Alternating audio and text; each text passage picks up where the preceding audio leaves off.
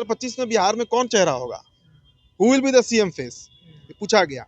अब इस पर अमित शाह ने जो बातें कही हैं वो चिराग पासवान के उस बात पर मुहर लगाता है जिसमें चिराग ने कहा कि मैं विधानसभा चुनाव लड़ूंगा। 2025 के विधानसभा चुनाव में जो परिणाम आएगा, अगर हमारे पक्ष में आया, एनडीए के पक्ष में बहुमत आया, इसकी पूर्ण संभावना है, तब एनडीए घटक दल के तमाम नेता बैठेंगे और पार्लियामेंट्री बोर्ड की बैठक होगी और उसमें यह तय किया जाएगा इस बार जो गेम खेल रही है बीजेपी, जो इस बार राजनीति कर रही है, रणनीति जो बना रही है कि एनडीए 200 पार, 210, 212, 215, 225 तक जा सकता है एनडीए, और एनडीए माइनस नीतीश से 123। बिहार के 243 सीटों पर होने वाले विधानसभा चुनाव की तैयारी शुरू हो चुकी है।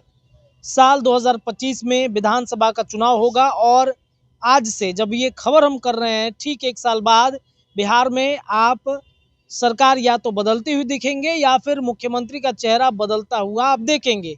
ये लगभग तय है। क्यों? क्योंकि अगर मान लीजिए कि एनडीए गठबंधन की सरकार बिहार में अपना बहुमत साबित कर दी तो आप समझिए कि नीतीश तो मुख्यमंत्री रहने से रहें। वही हाल तेजस्वी यादव की पार्टी आरजेडी और महागठबंधन की है, दोनों मिलकर तैयारी कर रहे हैं।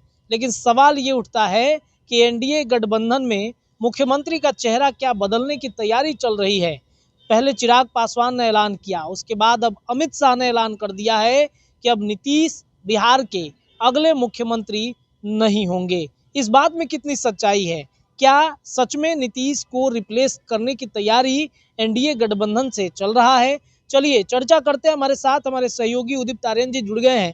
उदित जी, नीतीश नहीं रहेंगे मुख्यमंत्री, ऐसा लग देखिए, रहा है? ये कहना अभी बहुत अतिशयोक्ति होगा।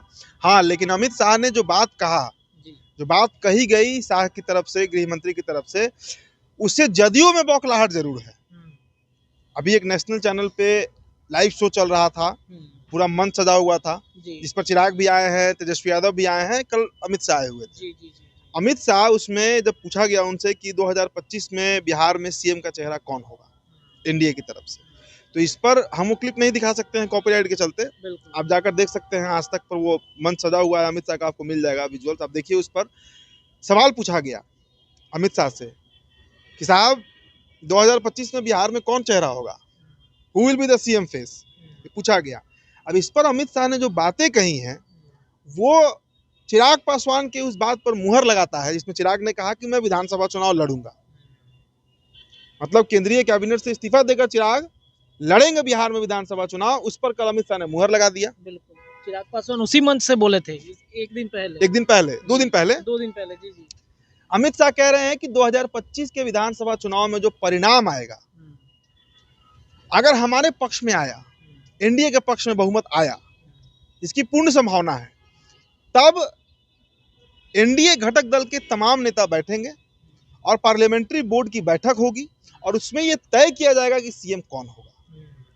भाई साहब, आपकी पार्टी की तरफ से अभी से कुछ महीने पहले जैसा ही लोकसभा का चुनाव परिणाम आया था, सम्राट चौधरी कह रहे थे कि कहीं कोई दूसरा व्यक्ति का नाम ही नहीं है, सिर्फ नीतीश कुमार ही है जो 2025 में सीएम बनेंगे। आपके पार्टी के राष्ट्रीय अध्यक्ष कह रहे थे, जेपी नड्डा साहब कह रहे थे कि बिहार में तो भाई कोई अभी सीएम का चेहरा है ही नहीं सिवाय नीतीश कुमार के। तो ये बातें कोई मैं तो कह नहीं रहा, आपके पार्टी के राष्ट्रीय अध्यक्ष कह रहे हैं, उस समय के प्रदेश अध्यक्ष कह रहे थे।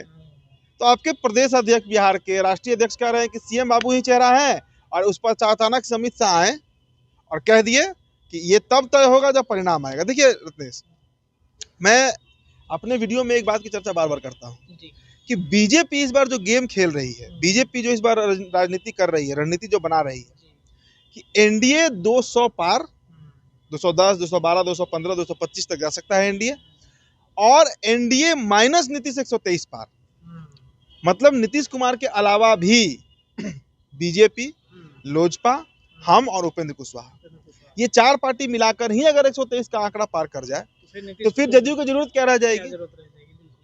क्या जरूरत रह जाएगी फिर? और वैसे भी अमित शाह और नीतीश के बीच तो कॉन्फ्लिक्ट रहा है हमेशा से। भले ही मंच पे प्यार दिखाएं, कुछ भी करे, ना तो अमित शाह पसंद करते हैं नीतीश कुमार को, ना नीतीश पसंद करते हैं अमित शाह को, और इस वजह से वो चाहते हैं कि अपना संघ का कोई व्यक्ति बने, नहीं तो फिर चिराग। अभी वक्फ बोर्ड को कौन लाया था संसद में?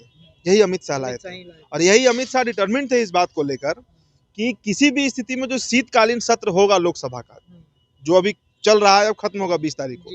जो विंटर सेशन लोकसभा का चल रहा है पार्लियामेंट में, उसमें वक्फ बोर्ड संशोधन अधिनियम को, अमेंडमेंट बिल को कैसे भी पारित कराना है, लेकिन उसमें अड़ंगा कौन लगा दिया?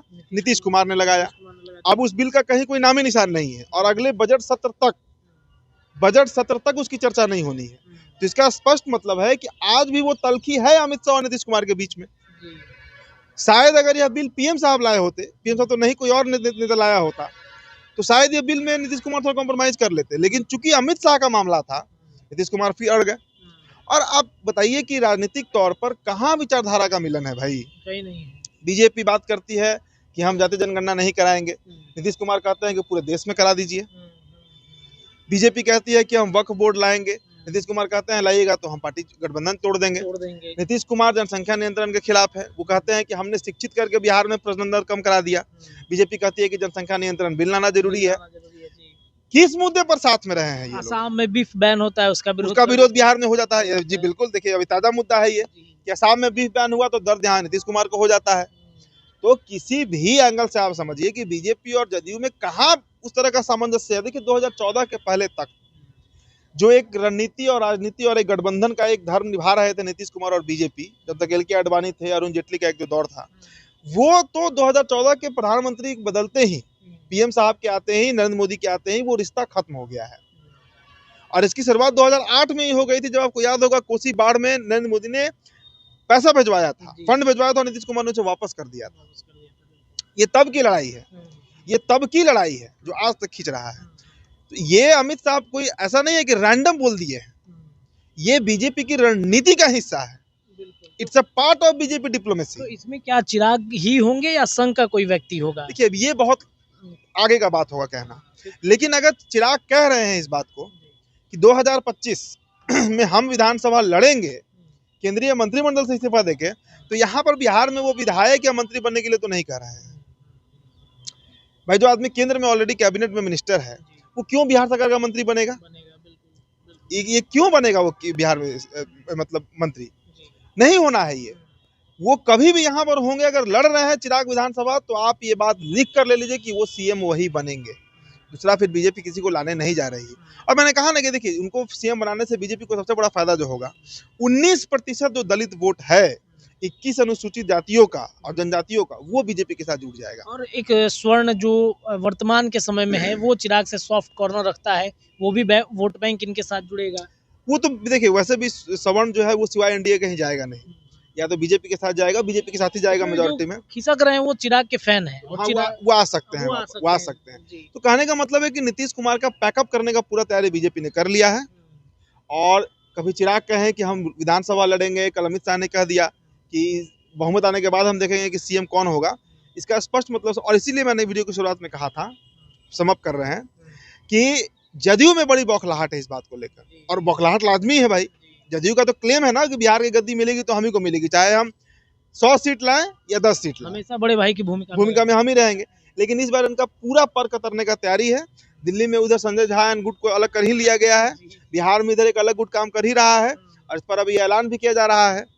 और जब रिजल्ट आएगा तो उसमें फिर वीडियो दिखा दी जाएगा कि भाई साहब हमने तो पहले कहीं दिया था, चुनाव का साल भर पहले कह दिया था हमने कि हमारा ही सीएम होगा, हम तय करेंगे। तो आज हम तय कर रहे हैं, उसमें फिर नीतीश कुमार विरोध भी नहीं कर पाएंगे। तो इसकी पूरी स्क्रिप्टिंग अभी चल रही है, और मुझे लगता है कि वो प्लॉट सब कुछ तैयार हो चुका है, तभी बस क्लाइमेक्स बाकी है। बस तभी इस तरह की बात निकल कर सामने आ भी रही है, क्योंकि इतना खुलकर बोलना चिराग पासवान का, अमित शाह का, ये नैसर्गिक तो नहीं है, ये इसकी लंबी तैयारी चल रही थी। चलिए देखिए, ये स्क्रिप्ट तैयार हो चुका है, क्लाइमेक्स बाकी है। नवंबर 2025 या उससे पहले भी आप इस पूरे फिल्म को देख पाएंगे, और ये फिल्म बड़ी ज़बरदस्त आने वाली है। बिहार में 2025 में पूरे तरीके से एनडीए का नया स्वरूप देखने को मिल सकता है। बिहार एनडीए में बेचैनी है अपने सीएम को प्रेजेंट करने की, और अमित शाह ने जो चाणक्य कहे जाते हैं, नरेंद्र मोदी के हनुमान कहे जाते हैं, उन्होंने ऐलान कर दिया है। तो अब नीतीश की नहीं चलेगी, अब चलेगी तो एनडीए और नरेंद्र मोदी अमित शाह की चलेगी। क्या लगता है आपको, क्या चिराग सच में बिहार के मुख्यमंत्री बनने जा रहे हैं? अपनी राय आप कमेंट में रखिए। बहुत बहुत धन्यवाद।